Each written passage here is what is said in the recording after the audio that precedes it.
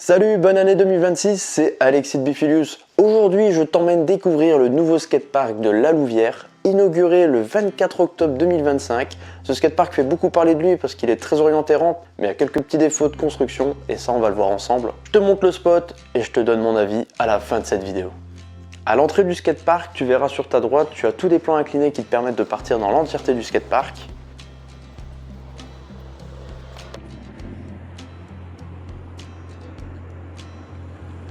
Si on commence par partir vers la partie gauche, on trouve un module un peu particulier. Je te montre, tu as un curb sur le côté qui est assez haut, tu as un tout petit plan incliné qui te permet de prendre un peu plus de hauteur si tu as du mal à popper au lit. Donc c'est pas mal si tu veux apprendre à faire des grinds un peu plus haut. Ce module est en forme de trottoir, donc ça te permet de le prendre un peu comme une table à manual. Au bout de cette table à manual, tu as un rail en pente qui est légèrement en pente, donc si tu veux apprendre à faire tes premiers backside boardslide dessus ou autres tricks, si tu veux vraiment t'améliorer sur de la pente, il est vraiment top. On a aussi cette grosse boule rouge qui, je pense, a été prévue pour passer au-dessus avec la courbe qu'il y a derrière. Si on continue pour aller vers le fond du skatepark, on voit tout un plan incliné sur la gauche qui devient de plus en plus raide. Il y a un curb aussi entre deux, donc franchement pas mal pour toi t'entraîner si tu as envie d'être tranquille dans ton coin parce qu'il n'y a pas grand monde qui va dans cette partie-là. À la fin de ce plan incliné, tu verras qu'on est carrément sur un mur avec une courbe dans le bas. Cette courbe, tu peux apprendre à la dropper. Bon, je t'avoue que c'est assez dur parce que tu es directement dans le bas de la courbe et en plus tu dois faire attention à la rigole qui est juste entre les deux. J'ai dû faire quelques fails pour arriver à faire une vraie réussite. Et je peux te dire que quand tu arrives à dropper ça, tu peux dropper n'importe quoi. Même si là on est sur quelque chose qui est pas très haut non plus. Si tu arrives à dropper ce mur, tu as de l'autre côté une petite courbe qui te permet de faire un transfert sur lequel tu peux simplement faire demi-tour et retourner dans le parc comme je l'ai fait en roulant carrément de gauche à droite en zigzagant sur les plans inclinés qui sont très raides.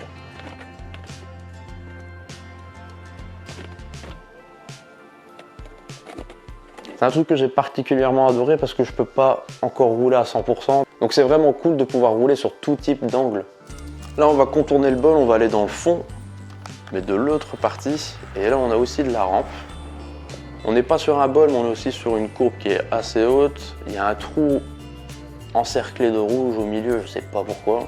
Si on regarde de l'autre côté, je vois vraiment pas l'intérêt parce qu'il n'y a rien qui passe.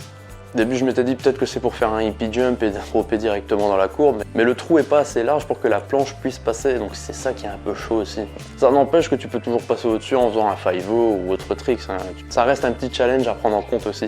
Mais si on n'a pas envie de dropper cette rampe qui est quand même assez haute, on peut dropper celle qui a un côté un peu plus petite, ou alors on peut simplement s'éclater sur l'autre partie du parc en passant par cette belle vague qui est assez cool à rider. Elle nous emmène d'ailleurs vers des montées où, comme tu peux le constater, on a un rail en pente qui est quand même assez cool. La hauteur elle est pas trop haute, il est pas trop raide.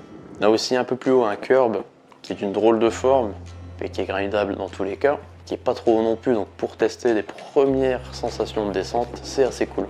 Puis on arrive tout en haut du skatepark, à l'entrée où on était initialement. Et là on a un petit transfert, et en haut de ce transfert tu as aussi un curb. Ce curb d'ailleurs il est pas mal placé parce que tu peux arriver sur le plan incliné, claquer un petit tricks et redescendre dans l'autre plan incliné. C'est un petit truc à tester si tu as aussi envie d'apprendre à faire des grinds de manière différente. Bref, on descend par où on vient de venir, on a un ledge rouge tout du long, tout est grindable, tu n'es pas obligé de prendre dès le début, ça c'est cool que ce soit long. Puis après on arrive à un kicker avec un ledge qui est d'office en pente. Tu peux le prendre dans le sens que tu veux, comme ça te permet de faire du back, du front, du switch, du nollie, enfin tu peux vraiment tout varier comme tricks dessus.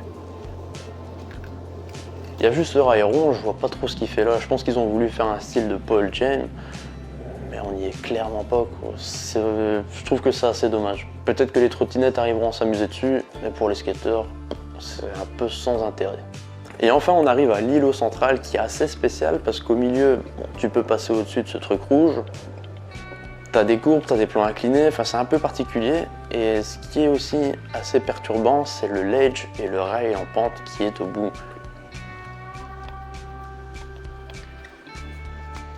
Ils sont extrêmement raides. Franchement je pense qu'il faut avoir un niveau de dingue comme Joseph Carvaccio ou Vincent Milou, ou d'autres grands skateurs pour pouvoir prendre ça. Parce que personnellement, je m'y tenterais pas vu la hauteur du truc, et vu la raideur surtout. Et pour finir, on arrive sur la partie bol qui est plutôt sympa parce que tu as une vague si t'as pas envie de la dropper, si tu veux d'abord apprendre à descendre plutôt que de dropper parce que ça peut faire peur au début, ce que je comprends.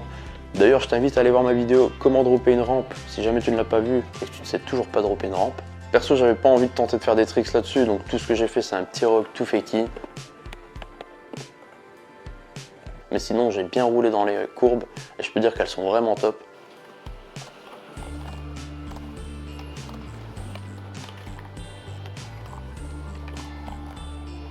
Par contre, fais attention si le bol est un peu humide dans le bas parce que là, ça glisse, c'est à ce moment-là que tu risques de te faire mal, surtout tu peux prendre énormément de vitesse dans ce bol.